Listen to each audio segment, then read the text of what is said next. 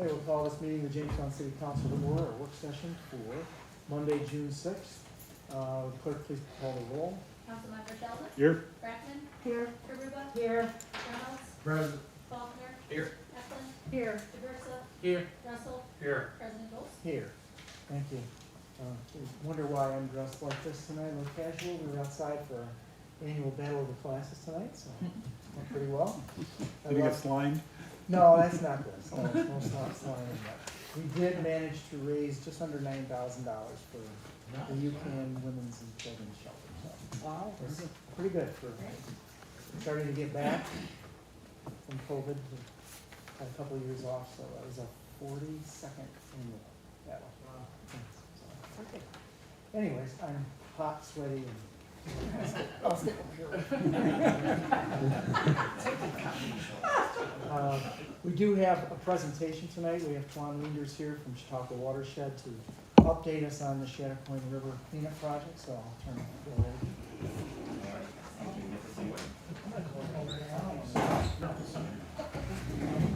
As you remember, we did allocate some ARPA funds. So they've been busy at work for the last several months now.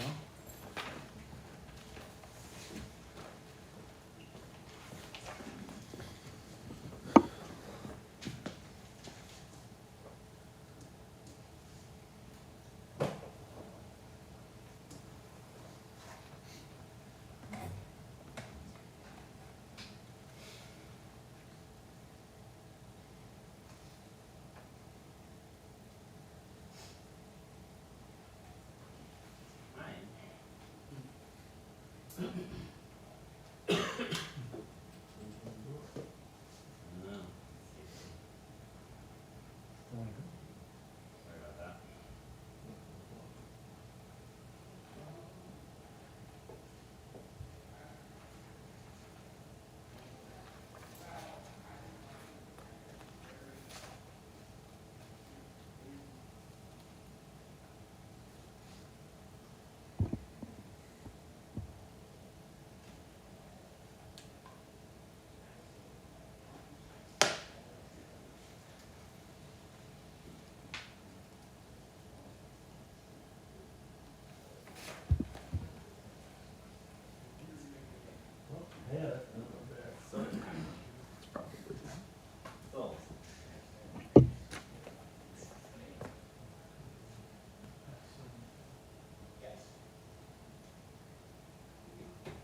Did it come up before? It did, try your slideshow button and it's down the bottom. There you go.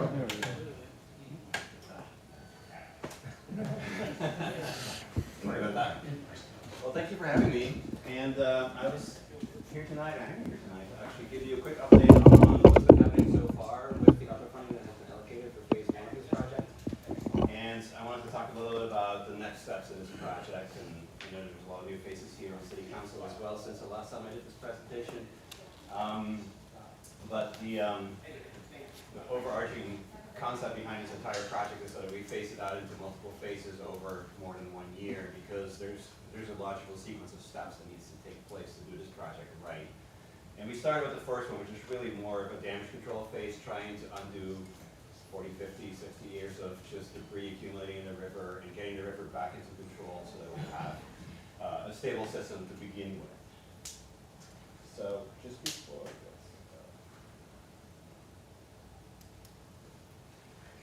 I get into it too much, I wanted to just clarify something really quickly, because I've been working with Dan Stone and Jeff Lehman about this as well. There's been some questions about that. The original plan and the agreement with for phase 1 talked about cleaning the Chautauqua River channel. Now, technically, the channel stops at the mean high water mark. There is no real mean high water mark in the city because the water fluctuates so much based on dam releases here. But the reason for that is that the channel of the river itself, is property of the people of New York. It's a state DEC regulated property. Anything above the high water mark is technically owned by somebody, private or city, right? So I just wanted to clarify it just up front again, just so that we all know that we're talking about the same thing. So here, for example, you'll see the river drawn down, and you'll see all these logs that are suddenly exposed when the water comes down. channel. So when we're talking about cleaning out the river and what's in the river channel, we're talking about anything about that beautifully dotted line that I drew on top of that picture over here. So everything above that line could be private property. So since we're using public funding for this project, we can't just go into somebody's backyard and clean it to their minutes, right? We have to kind of keep it in the public domain here. So just a quick reminder, the project area spans what we call the lower Chattahoochee River, which is from the Warner Dam all the way down to Tiffany Avenue, which is the Faulkner town line. It's 3.5 miles of river, believe it or not, within the city, 7 miles of bank within the river, within the city.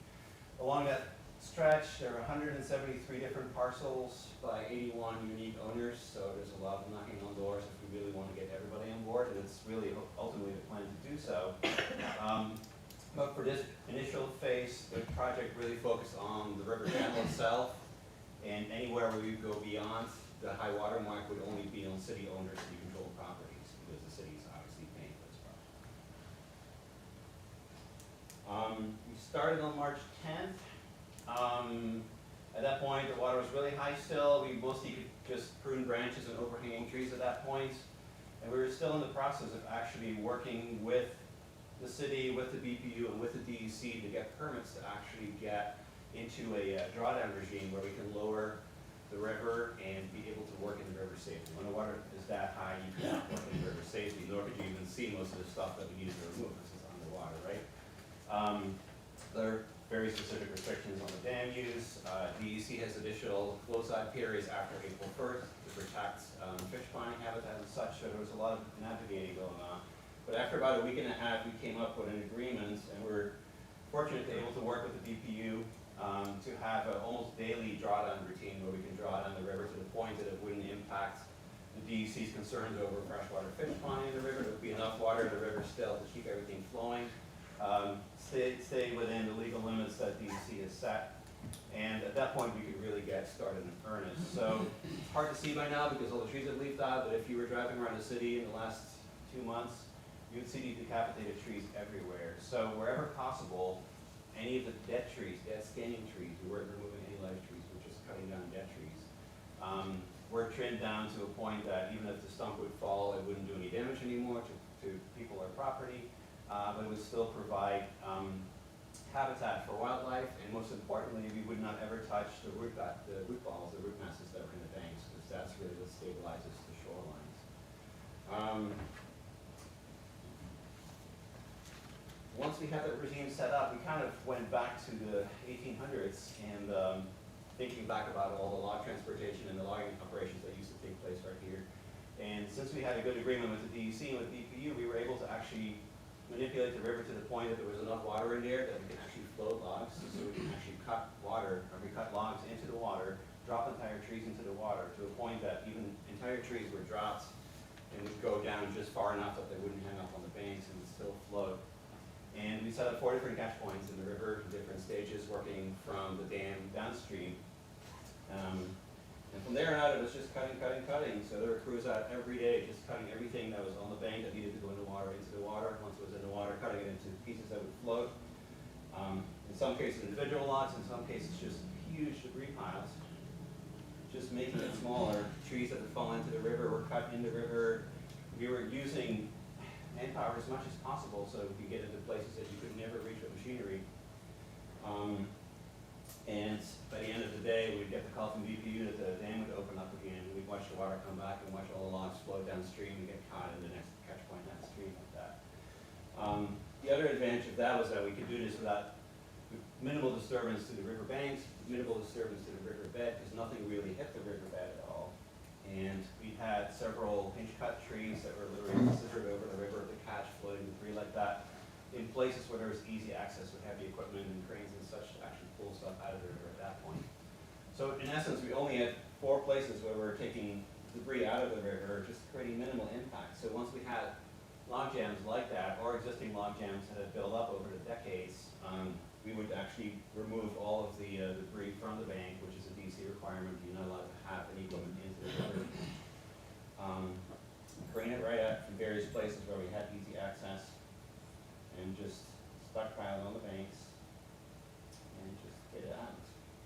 And so there's still a few large log piles through the city. If you drive around, you'll still see a few that are still being removed right now. We pretty much put a come and get it sign on it and put the word out, and a lot of it's gradually been disappearing. Several businesses were nice enough to give us access to their properties to get to the river easily, and most of the employees usually just happily took all the firewood home with them. It's all great aged dead ash.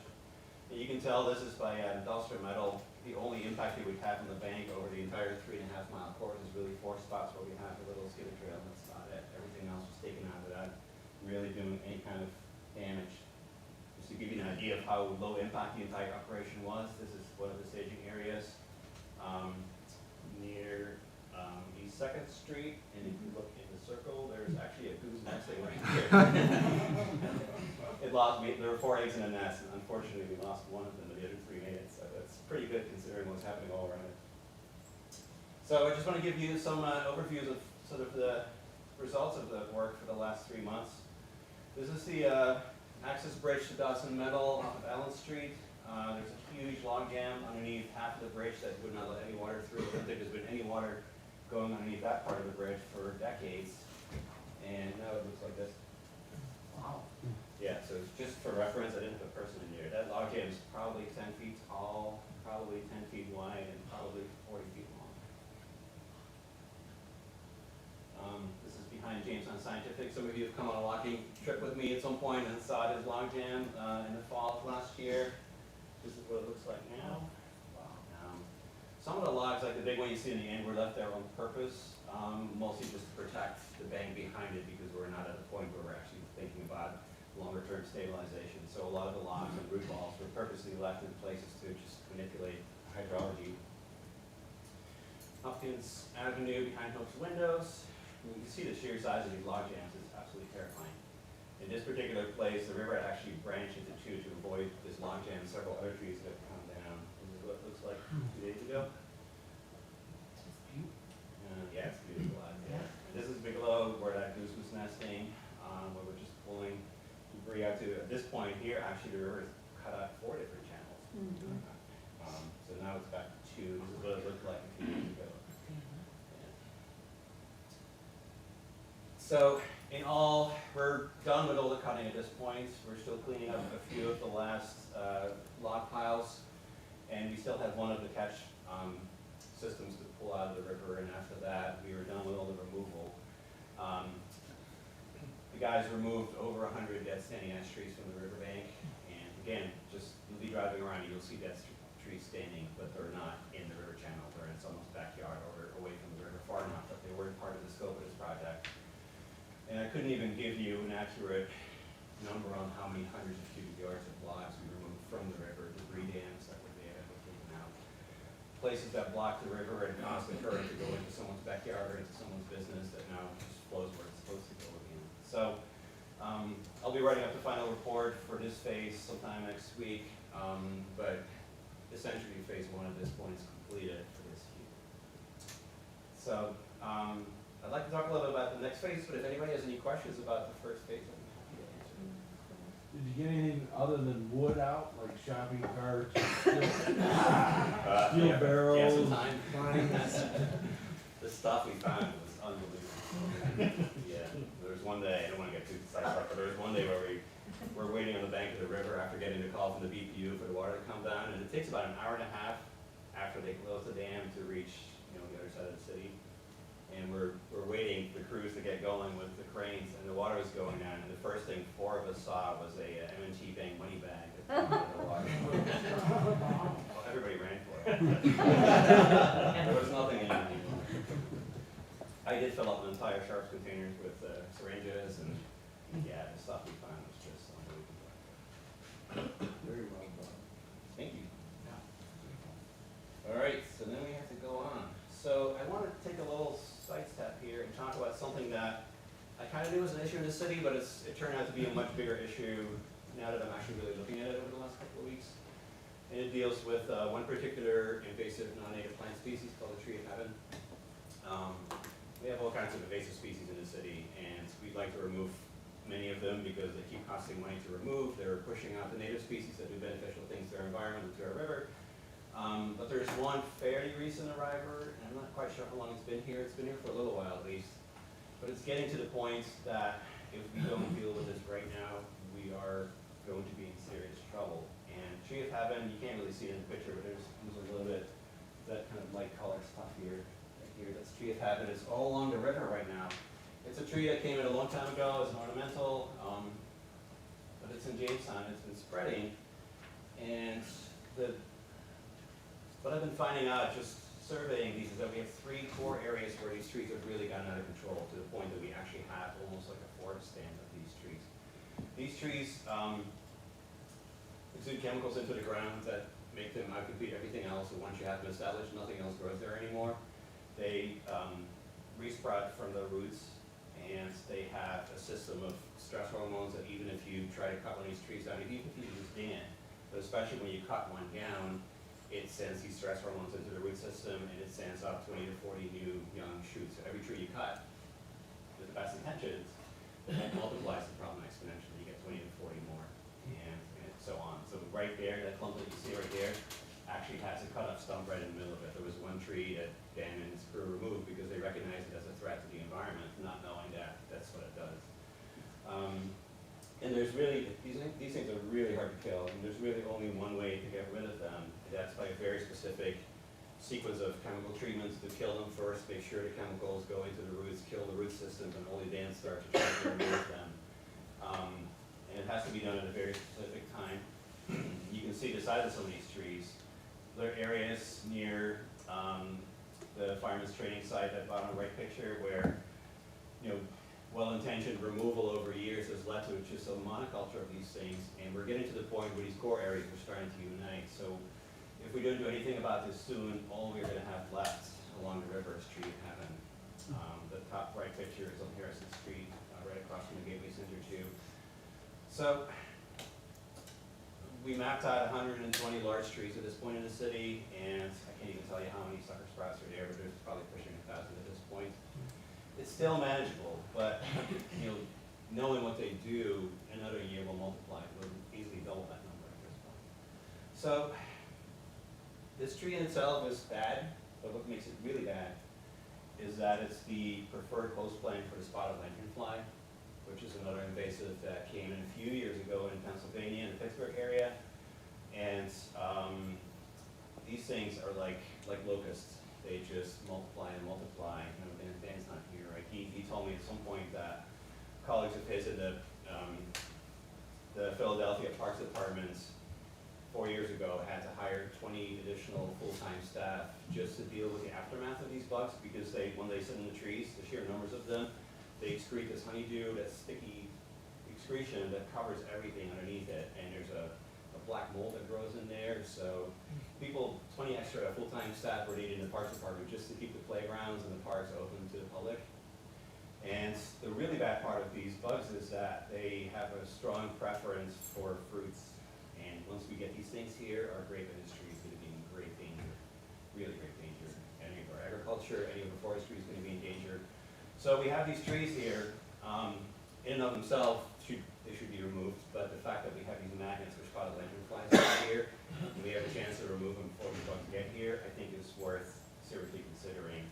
Just so you know, those blight tops that you see at the bottom of those trees, those were put there by the USDA, APHIS, the Animal and Plant Health Inspection Service. Jamestown, apparently they never told anybody in the city, but they've been using Jamestown as one of the early warning locations. We're just on that cusp where the bugs are starting to reach this area. So they have actually these trees injected with a chemical, and if any of the bugs actually feed on these trees, they'll die and fall in these traps, and they come check them every once in a while. So far we haven't gotten any yet, but this is the most recent map from the IPM, the New York State Integrated Pest Management Program. They're tracking these things in real time. And you can see that it kind of started in the Philadelphia area, that's spreading over southern PA.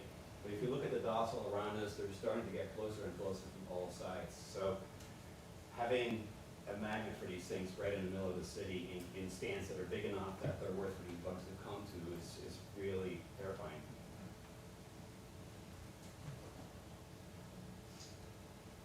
So I have a whole series of different invasive species treatment calendars, and I keep updating these to the latest findings.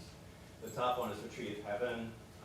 The way this needs to be treated, really the only way to do it is to do a chemical treatment, and do it when the tree is use up most of its resources from the roots, and when they're setting out flowers and they're setting out seeds just before they start to reproduce, and they take all the energy from the root system, that's when you hit them, you cut off the circulation so they can't really channel the energy back and get the reserves back. And then you just try to hit them with chemicals until the trees are dead, and then once you're sure that they're truly dead, then only then do you start to remove them. Now, if you look at the calendar, that yellow line there, they start to flower and set seeds in mid-May, June. They're a little later here, they haven't done anything just yet here. But July is sort of when they start dropping their seeds. If you wait past July, they're gonna start dropping the next generation in the backyard here. So treating these things really, in our case, needs to be before they start to drop their seeds, because otherwise we have another generation coming that we have to deal with down the road. So July is the time when we really need to treat these. So as part of the next phases for this river restoration and activation program, I had a budget line in there for invasive removal that was really meant for just blanket invasive removal, but we'll get to this in a minute again. I think we need to add an additional line to really specifically hone in on this tree and have them remove this threat right now. I've had several contractors out. If we do it this year, we can take care of them all. We can eradicate them all along the river, the whole 3.5 miles of the river, but we have to really get on it soon. Once you apply that chemical treatment, can other things grow there, or will it prevent other things from growing once they've been chemically treated with whatever you're doing? Right, no other things will grow there. So we're not spraying anything, we wouldn't be spraying anything, so we actually would specifically apply the chemical to each individual tree and each individual web, because it's like 1,000 little trees that need to be treated. Yeah, the latest information on this is truly to just do a double girdle, where you have 2 cuts around there, where you cut the entire circulatory system of the tree, and then you inject the chemical in there. Because all the trees are that close to the river, because most of them are growing on the river banks, we would still need to get Joint Army Corps and DEC permits for this, because you're applying an herbicide into the floodplain essentially, even though it's not in the environment going into the water, it's still in those trees. But yeah, we completely contained within the trees, so the trees will die, it won't go anywhere else. Well, there's what I was asking is, because of the bank erosion, would anything else be able to keep that bank from eroding once you've done the chemical treatment? That was, and you're saying nothing else would grow there, were there any other options? It will, yeah, I think so. Now, right now, nothing else will grow there but tree inhabitant, but once the tree inhabitant is dead, other Oh, things okay, will grow. okay, I thought the chemical treatment would keep everything. No, it'll stay Okay. within the root system. Okay. Yeah, it wouldn't actually really go into the environment. Yeah. So in the meantime, we've been trying to start getting some community groups involved, and we're having some great interest from the Jamestown High School AP Biology class. And for the last few weeks, I've had 20 to 25 students out, starting to at least manually remove some of the invasives, just to kind of get ahead of it. And it's been really great to get our young next generation involved in actually fixing our city and remediating some of the issues that we've been dealing with. So we just started a conversation with Dr. Whitaker here about actually finding ways to potentially activate this site here, develop educational programming, and potentially job training for environmental science students or any kind of environmental fields, because there's very little of that around here. So it's been great to just do that, and it's just great to see the enthusiasm.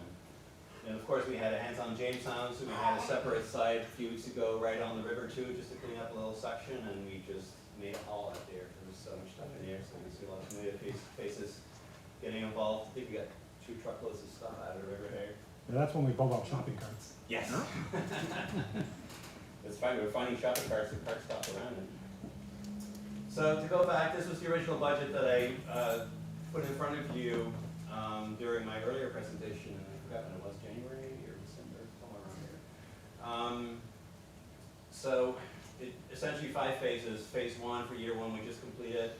Phase 2, invasive removal. Phase 3 would be a revegetation, because we're not only replanting areas where we would remove invasives, we're also still dealing with the fact that all of our ash trees died in the last few years. So the loss of these tree crowns has allowed sunlight to hit the ground, and it creates the perfect growing conditions for all these invasives that we don't want, and it costs even more money to remove. So the longer we wait, the more they grow in.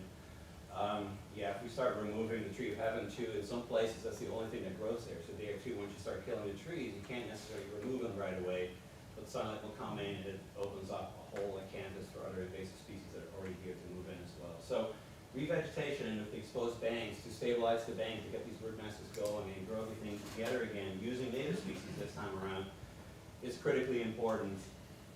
Phase 4 is really meant to be the development of a master plan for the river. We really need to get a comprehensive look at what this river is doing, what it needs to do, what we want it to do, what the people in Jamestown would like it to do, and what it needs to do for them.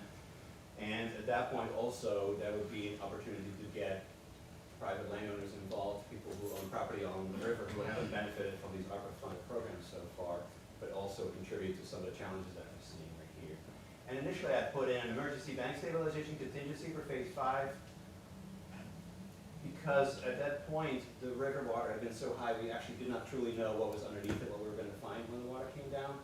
And there were serious concerns that we would remove some of these log jams and expose banks in places that would create additional problems there. So the contingency was built in to make sure that we had some money at least to do some emergency engineering and some emergency stabilization if needed. So the phase 1, year 1 has already been awarded, so we can scratch that off the list right now. So I'm here to ask you to consider funding phases 2, 3, 4, and 5 for the next year for this phase. I will put together an official request and submit that to the City Council very soon. But what I'd like to propose is to replace the phase 5 contingency for emergency stabilization, which we don't need right now. We haven't found any spots that truly need emergency stabilization. To replace that with an emergency treatment of the Tree of Heaven. The quotes I have right now for a year 1 treatment, so the first line of chemical treatment, is in the $17,000 range, which is not that far off from the contingency that I had in the original budget. Subsequent treatment for year 2 and 3, which would involve removing those trees as well as any spot treatment for things that aren't quite dead yet, would fall in the $60,000 to $65,000 range, which is not that far off from the year 2 contingency that I put in there as well. So I think that would be a good substitute right there. The revegetation is based on about 7.5 acres of replantings, site prep and all that. So these are pretty good numbers to work with. Now what I really want to do is encourage you to consider funding these next phases. And I'm currently working with the Chautauqua County Soil and Water Conservation District to tee up the New York State Water Quality Improvement Grants, because within their non-agricultural, non-point source abatement and control program, there is an actual specific program for restoration and bank stabilization, for green infrastructure, for stormwater management, including invasive species management as well. So I can actually wrap all of the year 2 expenses and any subsequent year 3's expenses into this one particular application that lasts 3 to 5 years by contract.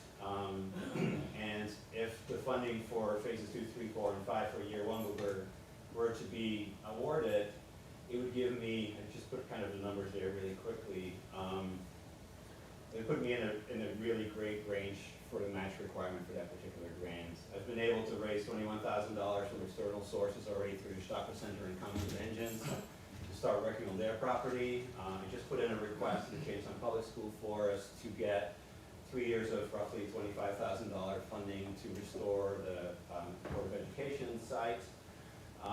If all of that comes to be, that would put us, and also the phase 1 allocation of $277,500, $135,000 roughly of that was spent after May 2nd, which is when the match requirement kicks in. So any money spent after May 2nd could count towards a potential grant application for the 22-23 cycle. So the cap for this particular program is $1 million with a 25% local match.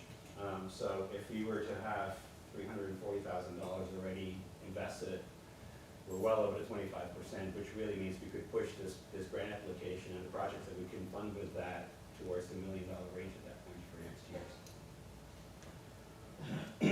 And just to give you an idea of what we could potentially do with that, obviously finish out phases 1 through 5 for the subsequent years that we had planned already, so continue the invasive removal, continue the planting where needed. But it would also allow us to start laying the groundwork for potential extension of the Riverwalk all the way to the potential site for the new YMCA, if that ever happens there.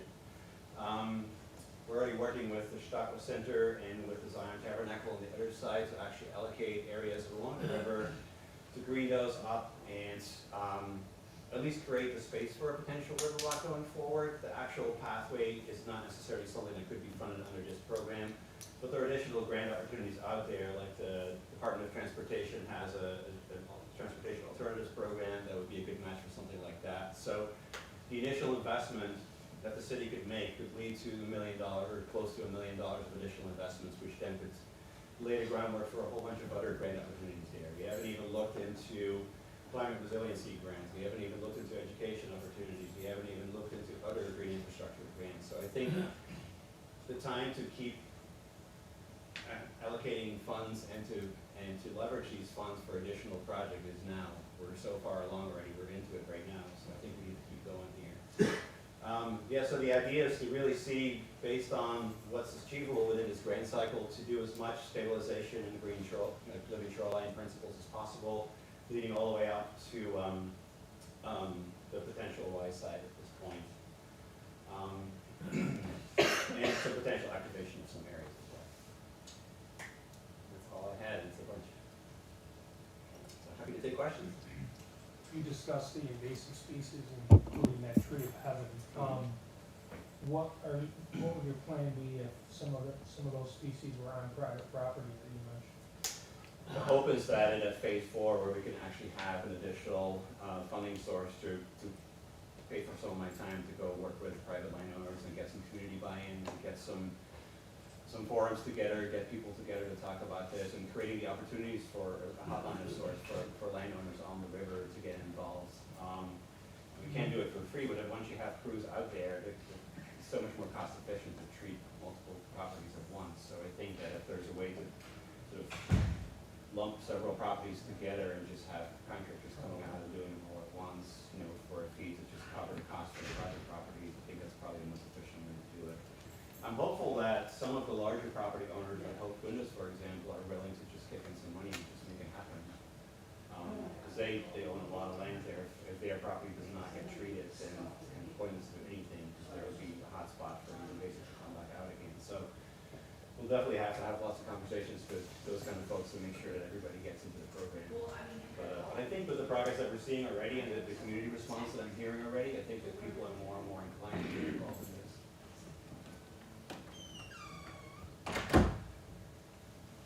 Any other questions? I do want to add in that Twan is scheduled to be meeting with Paula, our grant writer. I met with her Friday. Yeah. Phenomenal. So we are looking at other state and federal grants for this funding as well. Yeah, there are a lot of opportunities, and actually talking with her, so the only entities that are eligible to apply for this particular grant cycle are municipalities and soil and water conservation districts. I've been working with Chautauqua County Soil and Water Conservation District for close to 10 years, doing exactly these kind of projects all over the county. It's the same funding cycle that paid for most of the Riverwalk behind the DPU as well. So we have a long track record of doing these projects and doing it well, so I think the chances of success of applying in that way and bringing the whole package to the city, I think is a really, really open one. Well, thank you for your time. If anybody has any questions, or if anybody ever wants to come out and take a look at what's out there, just give me a shout. I'm happy to take people out and show what's there. Get me through a couple more weeks now. You're on my radar. Yeah. Thank you. Thank you, sir. Thank you. Nice, Sean. Thank you. That's it for presentations tonight. Is there anybody from the public here who would like to speak tonight? Missy, lost her spot. Okay, seeing none, we'll move on to our committees. Let's start with finance committee. Sure. First resolution is for the city comptroller to authorize to make the following amendment to the 2022 general fund budget for City Hall lobby furniture, increase appropriations $9,172.40, and decrease contingency $9,172.40. Mayor, there were a couple questions that came up that Councilwoman Karuba wanted to bring forward in regards to the furniture, so Louis?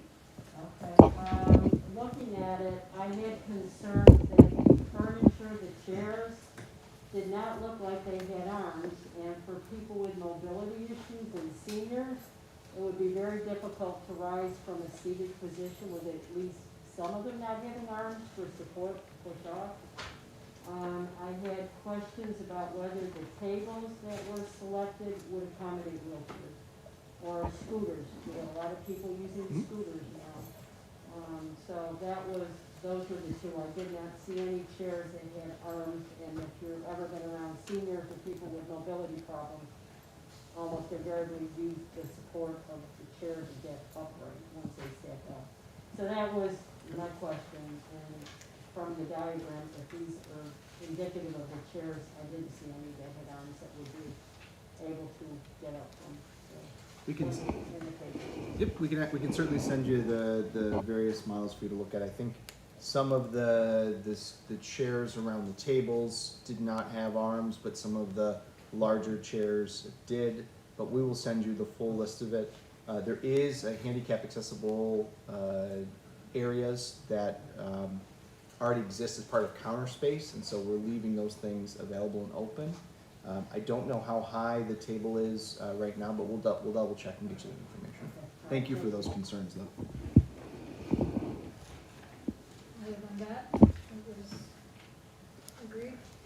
Resolution number 2, City of Jamestown Management Employee Guidelines revised are further updated, effective retroactive. Again, I'm going to ask that every council member please review that, and it's in depth. The whole document was attached again, highlighted with the concerns, so I would like to have that full discussion and closure next week. At the next work session. Resolution number 3 was designating $500,000 and no cents in ARPA, Healthy Communities and Neighborhood Funds for the purpose of funding the Senior Citizen Home Improvement Incentive Program. That was approved. I do know that there was a question brought up that Marie thought someone brought up in another meeting, It was in about the the housing. cost share for seniors, how much the share would be, and I believe that was 10%? I don't know. 10%, 90% match, So, correct? yes and no. If you have an aged exemption, which means your aged exemption or star enhanced, where your value of your annual income is less than, I think, 21,000, there is no match. If you are the general star enhanced and the value, your income is less than, I believe, 90,000 combined in the household, then it's a 10% match.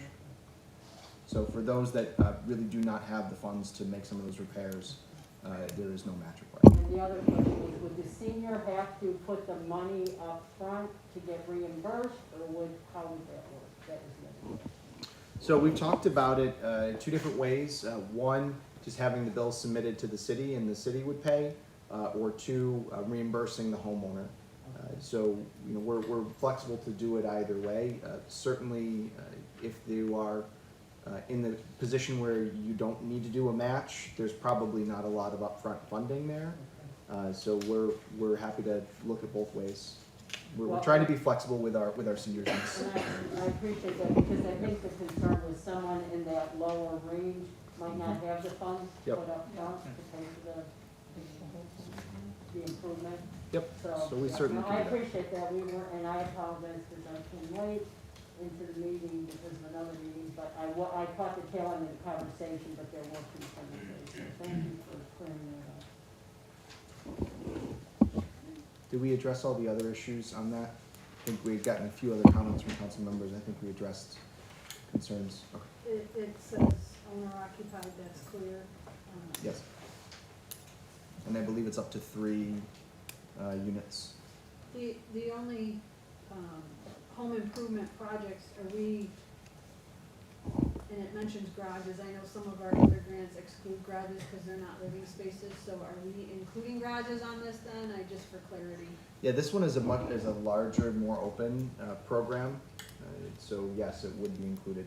We're specifically looking, especially those garages that are starting to fall in. We've got a lot of those. Yes.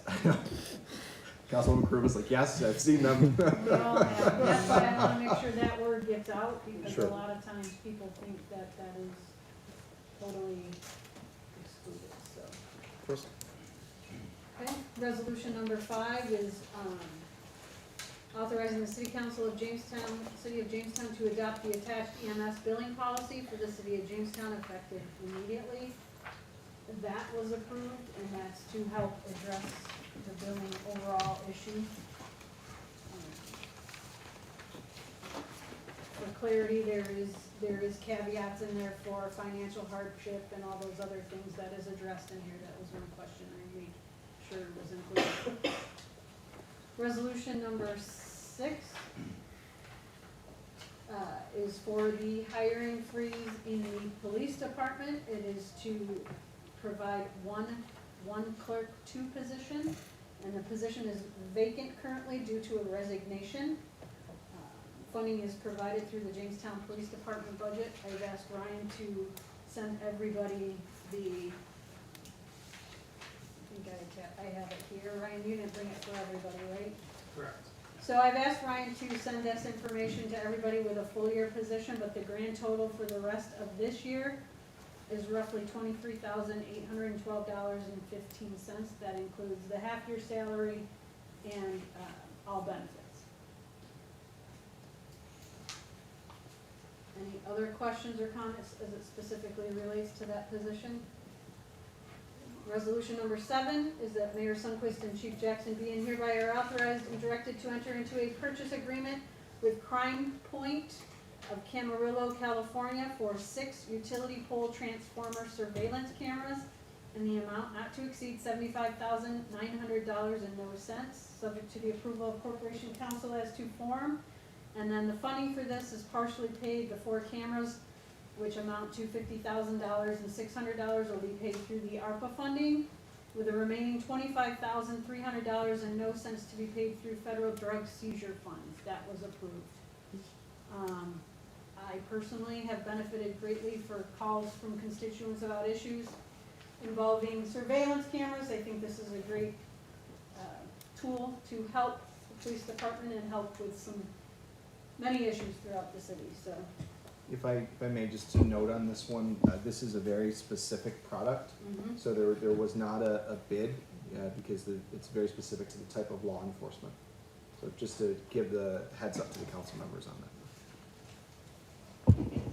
So resolution number 8 is authorizing the mayor to enter into agreement with Pracademic Partners of Livonia, New York for recruitment services in the amount not to exceed $15,000.00.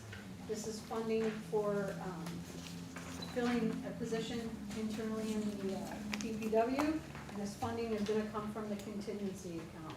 That was approved. And resolution number 9 was the actual movement of the funds to increase appropriations of $15,000 for the engineer contractual and decrease the contingency account by $15,000. So Ryan also handed us a summary of the contingency account with these 2 amounts added in. We are still have only appropriated $46,372.40 of the $350,000 that was allocated at the beginning of the budget, leaving us with $303,627.60. We had no items for executive session, nothing else. Question on number 8. Chautauqua County has been without a PPF director for 5 months. They're currently advertising in the Post Journal and other places for a director. Isn't it possible for us to work with the county human resources and look at their applications and resumes and share the interviews as opposed to spend $15,000 to do that ourselves? Great question. I think the first thing I would say is that I don't believe the county requires that the individual have a professional engineer license, not to my knowledge, which makes this a little bit different of a position. I thought they did. I thought the last 2 had them anyway. I'm not sure that Mr. Bentley did, but I'll have to double check. Certainly it has been a struggle. We have been advertising on national, regional, and local websites, trade journals, and we've only received 5 applications, and of those 5, none of them would qualify because they do not have an active professional engineer license. This has been a struggle. I just spoke with the mayor of Olean, Bill Aiello, the other day, who also had a struggle to try to find a new public works director. They don't have the requirement for the professional engineer license. Ian Coyle, who is currently the Livingston County Administrator. They do not have a county executive in Livingston County, they have an administrator. His side business is providing recruitment services, and he usually has one city at a time that he provides it for. I'm gonna be honest with you, our traditional means of trying to find this position have turned up very little. And it's becoming very, very difficult to attract someone here. So we're looking at this. We can certainly reach out to the county and see what applications they get. I don't know if they've gotten many so far, but it's getting to the point where I'm concerned enough that I think we need to bring in someone that is able to help us recruit. We're fortunate that our DPW director is still on the job and will be on the job Yes, for that is correct. 8 months. That is correct, but as you know, that this is it's a large department up there with our police and our fire departments, and covers a lot of ground, and there's a lot to learn to try to get all of Jeff's knowledge into someone else's head. So we're trying to make that transition happen. I was hopeful that we would have found someone by now, but it has turned up very dry. Happy to reach out to the human resources though to ask how they're doing better. Okay, any other questions for finance? No, we'll move on to housing. Okay, thank you, Mr. President. We had a speaker, Lisa Smith-Miller from the Chautauqua County Department of Health and Human Services. She talked about the Healthy Housing Coalition, which started in 2018. They began working with about 24 agencies and 4 to 5 individuals on the lead poisoning issue. 75% of lead cases in the county are in the city of Jamestown, and all lead poisoning cases are preventable. They interfere with brain development, cause learning disabilities, and loss of IQ points, as well as behavioral problems. This has been going on for a number of years. I know Councilman Sheldon had been involved with this when he worked for the county before. They believe that lead prevention for children under 6, they must be in the home at least 6 hours per week, and children of low income and color most affected by lead poisoning. She came with information about 3 different grants. Right now, we have one for $3 million. It's a lead hazard control funding, and Chautauqua Opportunities is operating the program. There is also a second grant for $2 million for healthy homes. This grant is exclusive of lead. They're trying to partner with their city, Jamestown Department of Development. This grant will deal with moisture and mold problems, which can cause respiratory issues, asthma, and the elimination of pests. For seniors, this grant will include trip and fall hazards and their removal. For most of these, for the grants for the healthy homes, the income program is for any household with a child under 18. For the senior trip and fall program, they have to be over 62. And the third grant she discussed was a radon grant. A third of the houses in Chautauqua County have very high radon levels. This is the second leading cause of lung cancer. And what they've discovered that for homes where people smoke, radon increases the susceptibility to cancer. Their hope is with the radon grant to test and educate, and hoping to get testing and data to apply for other grants in the county. They are also working with the Jamestown Public Schools. There's a lead task force, and they're looking at ensuring that UPK and kindergarten children are tested for lead. As Councilman Sheldon brought up, usually by the time a child's 4 or 5, the damage has been done. So really, the earlier you can intervene in the lead poisoning situation, the better. But it's difficult because many of the individuals that are involved are low income and moderate income individuals. And if they move frequently, it's very hard to detect where the initial contact with the lead occurred.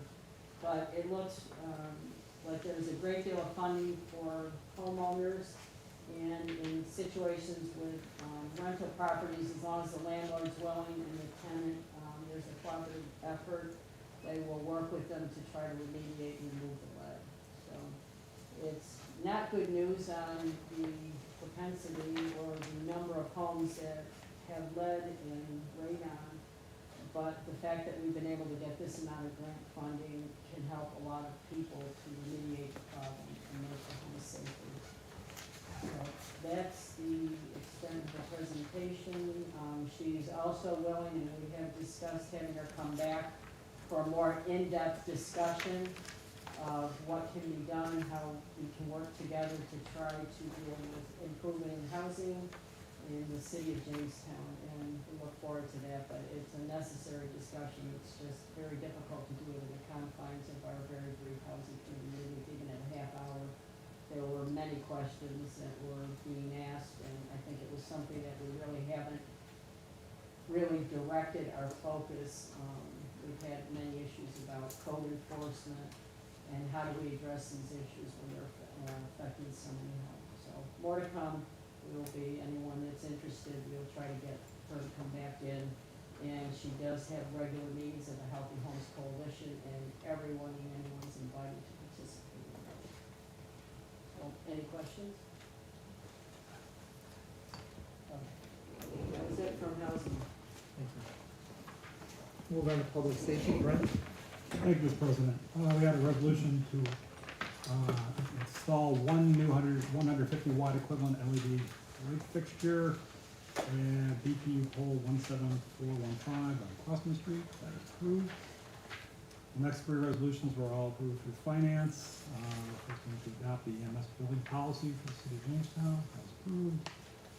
The second was to hire a clerk 2 in the Jamestown Police Department. Resignation, that's approved. And last resolution was to purchase the 6 utility pole transformer surveillance cameras for $75,900, and it was approved as well. We had several special event applications, all approved. The first is Juneteenth celebration movie night to be held Friday, June 17th, from 5 to 10:30 p.m. at the National Comedy Center. The one question we had, and maybe Regina can answer that, is, do you know what movie they're on? Sister Act 2. Sister Act 2, okay. I didn't pick the movie, but I do like the movie. All right, thank you. That's approved. Next was the Hello Summer event to be held on Friday, June 24th, from noon to 4, and then also the Teacher Park, which will include fireworks. We reiterated to the sponsor that we had passed resolution to have low noise fireworks in the city of Jamestown, and he was aware of that. He is working with the vendor to make sure that, especially the finale, that's when the most noise comes, when they do what they call the reports, which just go boom, boom, boom, to eliminate those, to protect people with PTSD, you mentioned learning disabilities, also people's pets. Grateful that he's going to be following it. The next was also sponsored by Mr. Chimaraldo and his group. Christmas in July, to be held Friday, July 22nd, and Saturday, July 23rd, with events all over town, including a screening of the movie Christmas Vacation down at the Comedy Center. There's going to be a color run, a craft fair, a coloring tournament, and more fireworks at Teacher Park Friday the 22nd. Then we will have our annual downtown Jamestown Cruisin', sponsored by the Chamber of Commerce, on Friday, August 12th, 3 to 8 p.m. We discussed with them some problems that occurred last year with some of the participants, especially after the show, driving away recklessly from the event, speeding, burning rubber. They worked with the police department, and they will be addressing those problems with the participants, so we don't have that same problem this year. And then we also have a block party application for the first ever art show to be held Saturday, June 11th, from 9 a.m. to 2 p.m. On Spring Street. This is the end of the school for the preschool kids. We're going to be displaying their art there and having a picnic. That was approved. And finally, we did have just some minor changes for the Whirly Bird Festival. They're changing the time slightly from 9:30 a.m. to 9:30 p.m. to 10 a.m. to 10 p.m. With the breakdown between 10 p.m. and 11 p.m. That was only What real, was that event? I couldn't hear you. the Whirlybird Music and Oh, Arts Whirly. Festival. Thank you. Yeah, it starts Wednesday, August 10th, Thursday 11th, Saturday, or Friday the 12th, and Saturday, August 13th, where they will have North Main Street closed Yeah. between 3rd and 4th Street. So that was approved. And we did have one member of the public come and address us as well about what he believes are two dangerous intersections, the one at North Main and 6th Street, where we had the fatality in last year, and also North Main and 8th Street. He's requesting that council members come and view the traffic there. The police department step up some of the patrols there. We believe people are making rights on red, or they shouldn't be. Where there is the Love School is right there, and it's very dangerous for the children there, so we will be looking into that further and addressing some of these concerns with the Department of Public Works, since they control some of these right on red situations and some of these intersections as well as it's a state highway, so we may have to talk to the state DOT. So that's all I have. Any questions for Brent, Public Safety? No, but I would just like to thank you for your consideration on the low noise fireworks. People in my ward have been asking me about that because of the number of veterans and problems that people have had. So thank you for that, and also about the cruising, because I was not aware till last year that people were burning rubber and leaving in a dangerous manner, and thank you for addressing that. I appreciate it. Anything else? If not, we'll move on to Public Works. Randy? Thank you, Mr. President. We discussed the resolution for the agreement with the recruitment services, and we also approved that in Public Works. And it was discussed about the sidewalk purchasing and plowing that, which may be done about partnership with the school board and the school system. And I have been a proponent to get a quicker response on the sidewalks when it does snow a lot, and without reaching a little farther than we normally do with the 4 quadrants that they have now. It's been mentioned to me by a lot of people that they would, and myself, you know, I'd like to avert any tragedy that could possibly happen with the students or adults if they have to walk in the road as opposed to the sidewalks. And I know it's usually not an immediate response, but if we could speedy that up and go further, I think it would be advantageous. And I understand Dr. Whitaker is going to speak tonight a little about it, but if we can hammer out a deal, I think it would be advantageous to the public safety of the people. And that's it. You're gonna address that. Yes, we'll have a presentation on it. Any questions for Public Works? Okay, if not, is there anything else to come before the council before I turn it over to the mayor? No? Just one comment. I know we've been having a lot of street construction going on, but there have been a number of issues with all of the work that the streets are not clearly marked as to when they are closed, when they will be closed, and it's creating a very difficult situation. I've had people complain to me when they worked on 5th Street because all the side streets were blocked and people were trying to go east into the city, could not go in the morning because they had the lane going east all blocked from south of 5th Street. Coming home, people were having issues getting onto 5th Street because it was all closed off. They could not access their apartments and connect it to their parking places. It affected the high rise.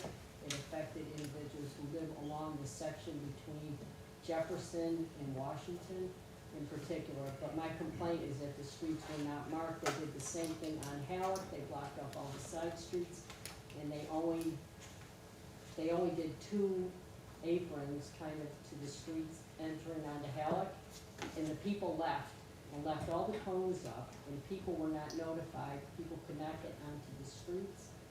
So I think, and I've spoken with Jeff, they need to do a better job of letting the public know when they're closing the streets, what streets will be open, especially with one-way streets in the city. There was a taxi from Buffalo, got caught up around Jamestown Business College, didn't know where they could go because they couldn't get onto Fifth Street, and you can't go the other direction because it's a one-way street, and you can't go that way, you can't enter.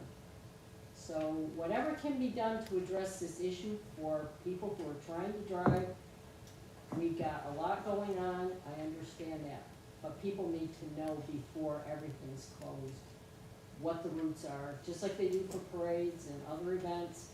These streets are going to be blocked, find an alternative route. Second Street was blocked the other day between Post Journal, I believe it's Post Journal and Main. So if you were trying to go that way, you were already too late, you'd have to go over the bridge and come back around if you knew where you were going. If you're from out of town, it's difficult. So just a consideration to please notify, please let people know before you decide to just close them where it's going to happen, and clearly mark them before people get on them.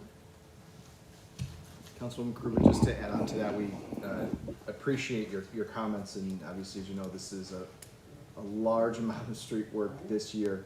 We have taken that into account. I have had conversations with our DPW, but in the same vein, our public safety, public works, and other departments have been, along with the BPU, have been investigating emergency and informational alert system for the public to sign up for things similar to what the school district has. You can choose what alerts you want, and we'll most likely be presenting that information the next work session to the council. It's actually very, very cheap and very reasonable, and it's something that we want to be able to push out more information to the public. Obviously, you can sign up for it, you can choose which alerts that you would like, but as we start to see more street closures, or maybe if there's a police action, we want people to stay out of the area, we want to provide that information in real time to people. So we will be pushing or asking for some funding on that next work session. No, thank you, I appreciate it. Of course. Thank you for bringing it up. I just want to mention that there was a hands-on neighborhood event this Saturday between 8 a.m. and noon. They're meeting at a parking lot on Crescent and Cheney Street. It was very short notice. I just saw this today myself. So it's on Facebook. People can sign up on Facebook. It's in the first ward, so the first ward people can come down and help out. They provide gloves, garbage bags, tools, things like that. Similar to the one they did downtown here on May 21st. Thank you. Anything else? The floor is yours. Thank you. Hello, everyone. If you want to pass that out. I first off the first thing we'll discuss today is the sidewalks, as Councilman DeVers had mentioned. I do want to welcome Dr. Whitaker, who is joining us today. Normally he gets to sit through his own board meetings. Now he got to sit through ours. I hope you enjoyed that. Very much. So we welcome him. Thank you for joining us. We want to start off today by talking about snow, and I apologize. I know that's a bad word. We don't always love talking about that, but it is something that we want to try to square away earlier this year. So you have in front of you a very brief PowerPoint. I want to walk you through it along having the superintendent here. We've been meeting with the superintendent and his staff for quite some time over snow plowing. If many of you may remember, the Public Works Department has various school routes that they would put together and plow if time allowed.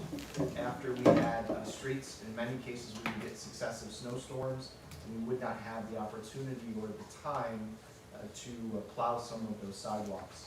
So we originally met with the school district to talk about how do we address those sidewalks, which sidewalks should we be doing.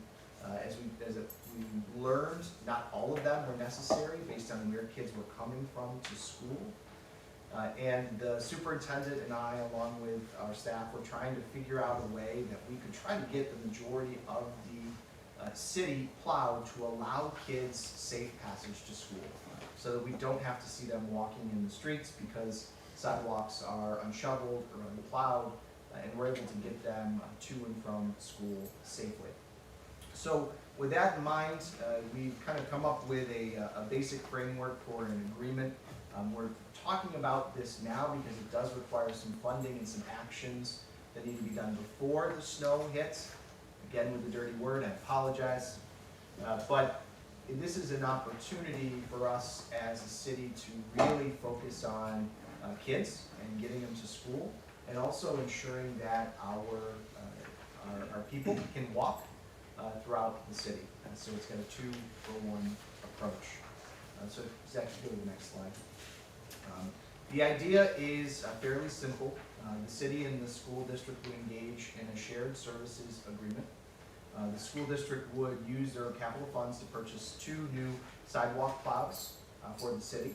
The city would maintain those plows. In addition, the city would hire 2 additional park laborers used in the winter primarily for sidewalk plowing from typically November to April.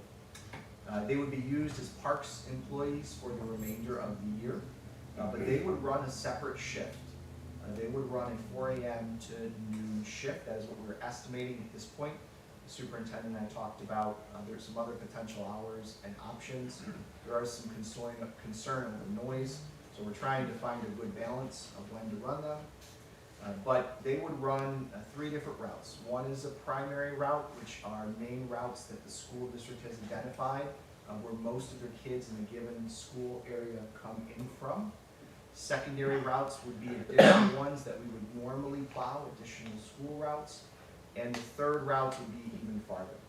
So under this plan, you would actually cover most of the city in times when we have plowed all the routes and there is no more snow.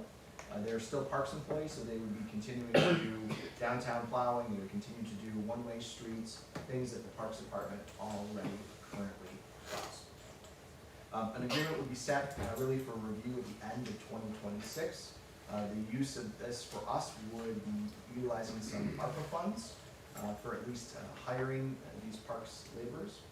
And I will note there were some questions about the laborers. We would actually, having a lot of issues finding employees with CDLs right now, which has become a challenge because the cost of those programs are higher and it takes a bit longer to get. So we would hire those individuals without CDLs. They would have 2 years to get it. And in some cases, this could be an entry level for other employees that would like to enter into Parks or Public Works Department. The next question that you probably have is what's the cost? So next slide. We did cost out the overall amount for the city. Hiring the 2 additional laborers would cost the city approximately $675,000 over the course of those years. Now keep in mind, in terms of dealing with plowing, it's only half the year. So we do get an additional benefit. The cost of 2 new plows, although we have to verify the overall cost right now, it's approximately $306,000. We'll work to try to figure out what the exact cost is. That's what we had when we last tried to purchase those. There's some attachments we do and don't need, but wanted to give you guys just a general estimate. With that, I'll ask Dr. Whitaker if I missed anything or if he wants to add anything. No, I don't think you missed anything. Hi everyone, thanks for having me this evening. I did want to just say a couple of things. First thing is that I'm always concerned about student safety, and the mayor touched on the student safety issue. The 2 times that I needed to close school were primarily the result of sidewalk condition. And sidewalks don't load up with snow unless streets load up with snow, and DPW is out clearing streets. So the concern was, as streets begin to be cleared and the slush and whatnot is kind of built up on the side of the road, you have kids in sneakers or inappropriate footwear or inappropriate pants trying to walk through the snow. And so we have a safety issue for them, and a health issue for them. And so I reached out to the mayor. He was very gracious, put together a DPW team and a city hall team, and we talked through some logistics. And those logistics were exactly what he described. There was a map currently in place, but it was many years old. So I wanted to focus on where kids were coming from at each school. So where were the primary routes We asked the principals to take part in that review, where are your kids coming from, and what roads do they use, which sidewalks. And based on that, we created this map, and the City Hall team did a great job creating the map. And we are very hopeful that the City Council would consider this request. We're willing to go halvesies, as they say, doing our part from the equipment standpoint, and hopefully you can support student safety and keeping schools open that we so desperately need after the pandemic through this action. So, thanks for the opportunity to speak tonight. Thank you, Dr. Whitaker. It's been great having you, being able to try to solve problems together, both with the city and the school district, putting their minds together. All those people that are much smarter than we are figuring it out. Right? I just had a quick question for the doctor. What percentage of students would you say walk compared to who are taking the bus or being driven by their parents, based on your current population? Sure. In terms of busing, we bus probably 20% of our kids, so 80% are walking or getting a ride. The rides are very variable, so it's hard to pinpoint that. So I think on any given day, if it rains as opposed to something else, you get more rides. If it's particularly cold, you get more rides. So I can't really tell you on that. Maybe it's 50-50. Okay, thank you. We're certainly, as an urban school district, we have a much higher percentage of walkers than. Yeah, significantly higher than the surrounding district. Any further questions? Yes, could I ask, a lot of people always are wondering, how many school days, snow days is there allowed, before the school year is extended? The magic number. Yeah. Well, it depends. It is challenging because each calendar is different, where the breaks fall and where the holidays fall. So it depends. This coming year, we have, I think it's 3 official days built in, but there are other possibilities. You can transition superintendent's conference days. You can do remote learning days now. The state allows that. So there are some ways that we can kind of fudge that a little bit if we have to, before we have to start cutting into breaks and extending the school. Okay. So officially 2 or 3 in any given year, but the possibility of expanding if necessary. And it's really hard to close the schools and tell all the students and the parents, everybody run to their computers, we're gonna do online learning today. Sure. That's gotta be a nightmare to try to enact that. No, that's not the preferable option. Yeah. Thank you. You're retired every day, just know Yeah. Any further questions for Dr. Whitaker? Otherwise, I'll let him get out of here sometime. Well said. Thank you, Dr. Whitaker, we appreciate it. So we'll have some additional resolutions coming forward, but wanted to present this to you all. We've been working with some folks at the Public Works Committee as well as the school district to try to put this together and really try to come up with a plan to not only help kids, but help our residents as well. A couple general items I have. I do have 2 items for executive session. While Tuan is here, I do want to recognize the other day we received a community wildlife habitat designation from the National Wildlife Foundation, which is a pretty big deal since we're the location in the county that currently has that, right? I have a certificate, I forgot to bring it. Next time. So you'll notice around behind the DPU and other areas where the Chautauqua River is, we have a designation there of protecting the habitat that's there, the wildlife, as well as the flowers and others. So it's a pretty big deal. Not a lot of communities across the country we've been designated as well. The other couple items I do want to mention, I had the pleasure this morning to be in New York City to see the signing of the 11 new laws related to gun violence in the state of New York. I want to just talk to you guys briefly about those. As you all know, there is a huge issue in almost every urban community in New York with gun violence, and we are certainly not immune to that. One of the things that I was asking the police chief the other day is we have a board down in the police department on the number of days we've gone without a gun incident, whether it's a confiscation of the gun or some type of gun-related incident. Most days, and chief, correct me if I'm wrong, it hovers around 1 or 2. We've only gone 1 or 2 days without an incident. I think the longest you said was 4. We're at 4 now. We're at 4 now, so a weekend. A weekend. And I want to remind folks that this weekend alone across the United States, there were countless numbers of gun violence incidents.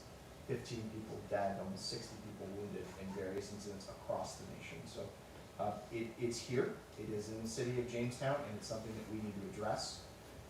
One of the interesting things is, although there may be split notions and thoughts on guns in this community, certainly illegal guns are a problem on our street. Ghost guns, 3D printed guns, all problems. The laws in New York State have changed, and today the governor signed laws to raise the age to 21 years old to purchase semi-automatic rifles. A law banning body armor for anyone that doesn't need it for their line of work. A law to strengthen the red flag law that does allow licensed mental health practitioners to report on potentially harmful individuals, as well as provides the police and district attorneys the ability to file on those issues. The investigation of whether this state should move forward with micro-stamping of bullets, closing loopholes to include firearms as any weapon. And one thing that really blew my mind, we do not have a law on the books, and it was created to create a crime of making a threat of mass harm and aggravated making a threat of mass harm.